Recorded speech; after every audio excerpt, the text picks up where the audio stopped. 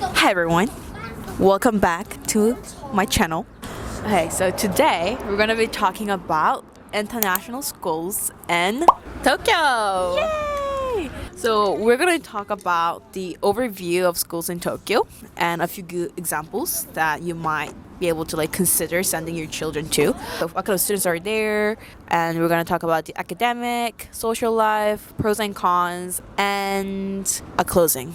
So, do you quickly want to introduce which schools you've been to so far? Hi, you might know me or you might not. My name is Anna Rose, and I'm Korean who grew up in Japan. And I went to CAJ, Christian Academy in Japan, for 5 years. And then after that, I transferred to K International School in Tokyo to study IB for the last 2 years of my high school.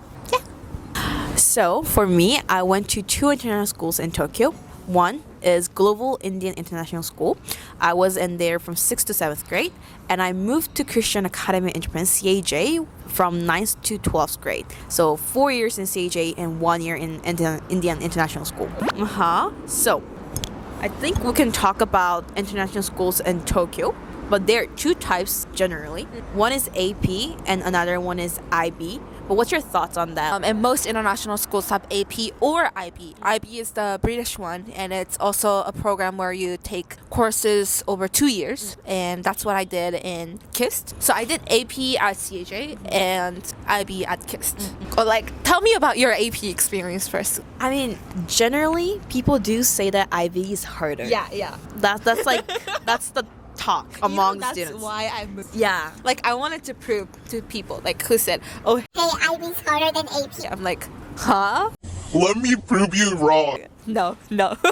I think it's very challenging. To be fair, I took AP calculus, and that actually helped me a lot when I went to college. And in my first year, AP statistics, AP calculus helped me a lot. So I wouldn't say AP did not prepare me enough to study at a university level. I think AP itself is, yes, it's challenging. It's not an easy credit for most subjects, but I think it's nicer in a way you have control over what classes you take. Dozens of APs. IB, you have to take 3 HLs and 3 SLs. So HL stands for higher level, which is kind of you have maybe twice as much content to cover than SL. So you have to do it over 2 years.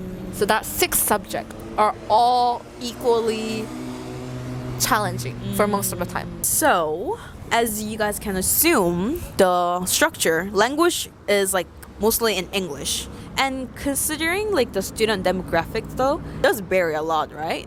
I think most international schools have a lot of half Japanese kids, multicultural kids, and because it's in Tokyo, a lot of Asian populations Tokyo, Korean, Chinese, but not that many Southeast Asian that I saw so far. It's ironic, but we say quote-unquote American school, quote-unquote British school, but once you actually enter there, a lot of them are Asian-based who know how to speak English. But you don't really see, in terms of race, you don't really see white people or black people or brown people. It's different. My parents' generation, yes, they were all pure American who doesn't speak Japanese, But then now it's more international school. Right. Yeah. So that's a bit of demographics. And let's talk about the example of major schools in Tokyo. So what are the options again? I think most popular ones that most people know are St. Mary's, Seisin, International, Sacred Heart-ish, or ASIJ, one of the biggest one, and the one we went to was CAJ. Not that popular, but it's considered major school. My favorite school was CAJ, to be fair. Me too. Shout out to CAJ. So basically, there's a thing called Kanto Plain International School. So a bunch of schools, international schools, are part of this organization within Kanto, and they play sports or debate and do extracurriculars together. Those are all considered major international schools. Right. So of course we cannot really dig deep into like each individual like international school, but I think we can still talk about like a bit of like characteristics of international school. It's very much our stereotype. Right. Very subjective opinion, so don't come to May us. not be true. It might be false. But like, just to help you guys a little bit, especially parents out there who are trying to send their children to international it's schools. our first impression of Yeah. that, So let's give it a shot. So let's start with ASIJ. Okay. I think ASIJ is the most American one because it's American school, and I feel like I hear the most crazy stories from ASIJ, like in good and bad ways, both. And it's such a big school within the international school community, so I feel like there's a various range of people. Like, My image of like ASIJ is like very expensive oh. in terms of tuition. Also, like, I think ASIJ is kind of known as schools that all the 주재원, embassy, no kids, embassy kids or 주재원, the company like expats, that they had like 3 gyms because it's a big school, so 1 is not enough. I think they had 3 or 4 or something. Like I heard they have good facilities in general. And it's in the rural area. That's Yeah. why it's big school. Yeah. Okay. Next is Saint Mary and Sojin. And I guess Ish too. Those are and like Ish. boys' school, girls' school, girls' Yeah, school. right. So my impression is that these 3 are close to each other because it's like girls' school, boys' school. They like to host events together, so they're close to each other. And I feel like Ish and Seisun, Ish is more ojo-sama image, and it's actually like part of Japanese school that's known for being ojo-sama. Like they have their own school and university and separate from international school, so that's my impression of Ish. What about Seisun? I don't really have an impression on them. But like the color red make them seem like very like passionate and aggressive in a good way. Yeah. What about Saint Mary? Big ass boys school, but I think they really have good wrestling and debate team that I know of because they usually win, and I think their extracurriculars are pretty good. Like, choir is good too. Oh really? Oh wow. What about Saint More? Didn't really hear much things about Saint More. I think kids at Seymour are more like nice and happy kids in Yokohama. I can imagine. I think they do IB too. All right. What else? We covered most. Those are the big schools, right? Yeah. And there's Rising. I think KIST is part of the Rising school. It's becoming more and more popular these days. So those were some big major schools. And next, so who usually attend international schools? I feel like there's 3-ish types, like one being the expat families. The company sends the parents here, so the kids had to come with them. And a lot of those times, kids go to international school. Another one is like a multicultural family, like, international marriage, and like who's like half people who have a harder time adjusting into like typical Japanese school. A lot of them tend to come to international schools. And another group is like just typical Japanese families who want their kids to be able to speak English in general. I think those population is growing recently. I think that's a recent trend because Japan has not been that focused on English, but these days they're more focused on English. So there's more parents trying to send them to international school, but it's kind of hard because most schools like that we mentioned require one of the parents to be fluent in English. But I think smaller schools are okay with Japanese parents. Okay. Academic environment. I think we can talk about like class size, like the types of learning that each school like kind of support, what kind of skills they hope to like see in us. I think one of the biggest characteristic is it's more discussion based, interactive classes compared to other traditional Asian curriculum. That's more like 주입식, input, lecture type. I think that's one of the common characteristics you see across all international schools, except few. That's the common characteristics at international school. So teachers want to hear our opinion. Like, what do you think? What's your opinion? So it's good to have different opinion. Right. So you really get to have a chance to develop a skill to speak up, have your own opinion, and a lot of public speaking session because there's a lot of presentations. Yeah. Yeah, I feel like a lot of international schools that we just mentioned, those schools really do have like smaller class size compared to the typical like Japanese Korean schools. How many people were in your grade? 50 people. One grade 50 is a big size. So the teacher to student ratio was like higher. Yeah, which I really appreciated like growing up.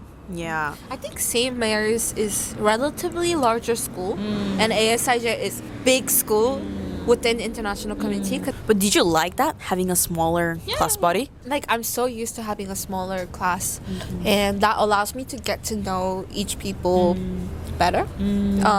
I also went to Tokyo Korean School, TKS, and we had like 40 people per class. So that was a lot. Like, I barely remember anybody. We had like 100 in total in one grade.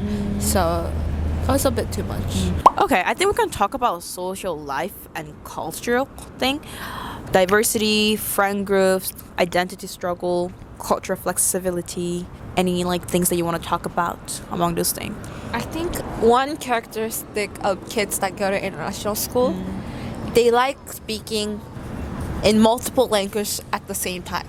So it's really hard for them to only speak in English. That's what I'm struggling at the moment. Or only in Japanese. Yeah, like I want to mix Korean and Japanese in this specific video, but I know that I have to film one for YouTube, so I'm like trying really hard to stick in English, but it's a lot of effort. It's a big challenge. I feel like in terms of friends though, we do have much more international friends. Like we have friends from like India, Brazil, Bangkok, Japan. So when we're traveling, I think that comes as like a plus thing.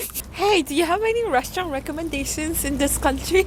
Yeah, I think that's a privilege. But you say you didn't really have identity struggle growing up, even though you went to an international school ever since you were young. But why do you think that was the case? My parents are both Korean, and my mom like taught me that I'm Korean since I was very little. I heard a story where I came back from kindergarten and I thought I was Japanese. Because like when you're little, you don't really have sense of like nationality. Right. You know? You feel the same with others. So I thought I was Japanese and she's like, no, you're Korean. And I grew up hearing that and it was pretty much straightforward to me that I'm Korean. Hey, of course, I'm a little bit different compared to like other Koreans I meet in Korea, but that doesn't change, you know. It's simple. For me, But I think we have less of like identity crisis compared to like other people because we didn't really go back to Korea. If we grew up here like this, and if we went back to Korea, and if we faced the like quote unquote real Koreans who were born and raised, then I think I would have had the experience of like identity crisis. But because I've never really went back and I surrounded myself with people who are like me, I rarely had those kind of like struggles. We're all same. Yeah, because all my friends like they're so Chinese, but they were born and raised in international schools like me. So nationality among us, nationality does not really matter at this point, which is so interesting. Yeah. Like at some point I also did have a crisis. Not very serious, but like who am I, you know, that kind of thing. But I was talking to my friend and I told her that I felt like I didn't belong anywhere. Like I didn't belong in Japan, I didn't belong in Korea. Like of course I feel comfortable in Japan, but when I meet Japanese people, they don't treat me the same. I'm like the alien. So I felt like they didn't accept me. And back in Korea, obviously they're all calling me Japanese and all that. So it's like, oh my god, I'm Korean, but why are they not treating me the same? But I was talking to my friend about this experience. She's like, yeah, but like that like sense of belonging to both and not belonging to both is kind of who you are. So I was like, oh, cool, that makes sense, you know? I'm like, you know, very international or whatever. So I became cool about that. I accepted. I think it's all about how much you're willing to accept that fact and how much you are okay with it rather than like, you know, be forced to be okay with it. Yeah. I think it gets easier as time goes, and it gets easier as you talk to the right group of people. So, yeah, I think it's a journey. Okay. We can talk about pros and cons of international schools. Pros, you can learn to speak English. Because I didn't know how to speak English, but I went to international school from 5th grade. Look at me. I went to an international school when I was in 7th grade. But when do you think is the perfect time for your children or like for students to move to an international school? I think I went at the perfect timing, like 5th, like upper elementary school. I feel like when you go in middle school, you don't feel that comfortable with English. Even though you're fluent, you don't feel comfortable. I think that's the characteristic I saw within my friends and people around me. But if you go from like G1, like grade 1, it's very hard to be fluent in your own native language. This is so true. This is so true because my brother who switched to international school in 3rd grade, he does speak Korean, but like not like now he does speak fluently, but in the beginning he kind of struggled with both languages, and it was a lot for him to catch up both. And it's also true in a sense that like even though I do speak fluent English at the moment, I still don't really feel like it's my native language, because I think it's because I moved to an international school when I was in like 7th grade. If I ever have a children, if I can decide when that child to like move to international school, I think I will send he or she in 6th grade. 6th grade, okay. Yeah. Okay. I think 6th grade is a good I think timing. 6th is the very last timing that I was sent. Really? I think 5th grade, 6th grade. Yeah. I mean, depends on the child Yeah. because some people are more talented in linguistic than others. But a bit unrelated, but I feel like kids that are exposed to English when they were babies, when they were little, are more likely to relearn English and have good pronunciation and have a good sense. Because like I saw people who lived in US when they're until like 3 years old. They didn't learn any English when they came back to Japan. They didn't speak it, but later on, like middle school or high school, they become interested and study it. Then they catch it up really quick. Really? And they sound very fluent. Of course, they don't feel comfortable, but when you just listen, they have such a good pronunciation and such a good sense of grammar. So I feel like it's good to be exposed to like English and those environments when they are little. Like I'm talking about like non-English native speakers.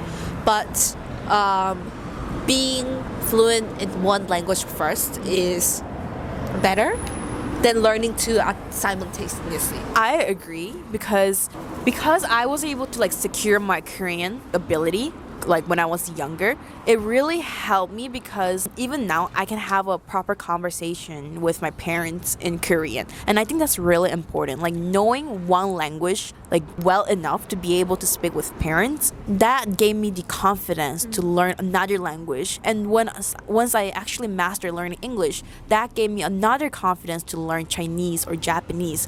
So instead of learning multiple languages at the same time, like I think mastering one language at like each point in your life is so much more efficient. I agree. Yeah. Anyway, so that's one pro, being able to speak English. Another one is having a good network, having good friend groups. When I'm talking about friend group, I think it's more about, for me, I'm inspired by others and I'm motivated by like positive influence around me. So I feel like all of my friends that I met had positive influence on me. Yeah. In that sense, it's a good community. I feel like high school students are like a bit too young to say, oh, I had a good networks. I think that's a bit like too much. But because I had international friends, I think I was able to get a much more open mindset. Like I can accept more. But then like when I was little, I never thought they're a good network. But when I check out their LinkedIn sometimes, I realize, oh my God, they're doing such a cool stuff, you know? They're doing an amazing job. So now it can be a good network, but yeah, bigger community for sure. Like your influence does get bigger Because the thing about international kids is that you don't usually stay in one place. They usually move to like different places, different countries. So I think that is the reason why your network expands. Yeah, and it is the characteristic of international, which I like. Yay. What about the cons? Technically, you don't have a degree when you graduate from international school. Did you know? It's not like I forgot the exact name of the category, but it's somewhat accepted. But you technically didn't graduate from elementary school, nor middle school, nor high school, even if you go to international school. So if you want to transfer from international school to Japanese high school, you have to take like a 검정고시. You have to take an exam separately to say, okay, I have a degree in elementary school. I have a degree in middle school or something. I think that's a really good point because transferring from international school to an international school is a pretty easy thing. But transferring from international school to a public Korean school, for example, or public Japanese school, that kind of messes up. Like the process is a bit more challenging, I heard. So some of my friends had to repeat another year so that she or he could go to an Korean school again. So I think that is something that you might want to like consider or think. But there are cases who does that, so it's not impossible. Yeah, but it's good to think before sending your children or before going to like international schools. Yeah. Another con is Japanese, because even though I did live in Japan for like 10 something years, because I was always surrounded by like international kids and international families, I never really had the chance to pick up Japanese properly. So whenever I say that like, oh, I lived in Japan for 10 years, but whenever I talk to them in Japanese, I feel very like self-conscious because I don't speak like someone who lived here for like 10 years. So Japanese fluency can be something that you might have to work on by yourself while going to an international school. So that's one thing to consider. I agree about Japanese skill because I saw so many kids who's like full Japanese and who's not fluent in Japanese. They barely read kanjis from like elementary school level, so it's definitely something you have to work on independently. Because my high school level Japanese class, I would say it's equivalent to middle school max middle school level of Japanese, or even like lower elementary school 6th grade or so. Definitely kanji writing and reading, you have to work on it. Definitely. Especially if you're planning to like work here in Japan. But like when you're in high school, you don't really know. Like you don't even know if you want to stay in Japan or not. But it's always good to have basic linguistic ability to study kanji. It does make life easier for sure. There's no doubt in that. And also another con can be like the feeling of like alienation a bit. Not in a bad way, but like some of my friends had a harder time adjusting to a Japanese society or Japanese like group of people just because they never were exposed to those kind of things. They were always with international kids. They were always with those like English speaking communities. So I think so in a way they're living in a bubble. Yeah. It's a bubble. So it could be a challenge. Yeah. But it also depends on the people because I never really felt that way. I always thought my experience was such a like cool experience to have, and I'm happy that I was able to have this experience. So it really depends on how you see it and the mentality you have on it. Yeah, I agree. So that was a little bit about international schools in Tokyo. I'm sure we couldn't cover everything, but I hope today's video was somewhat helpful to the parents who are considering sending their children to international schools, or some of high school students or middle school students who are considering moving to schools in Tokyo. I want to talk about like IB versus AP next time. So we can have a debate about which one is harder. I don't know if I want to have a debate on it, but if this video goes well, we can talk about it. Yeah. Anyways, thank you so much for watching, and we'll see you guys in the next video. Bye.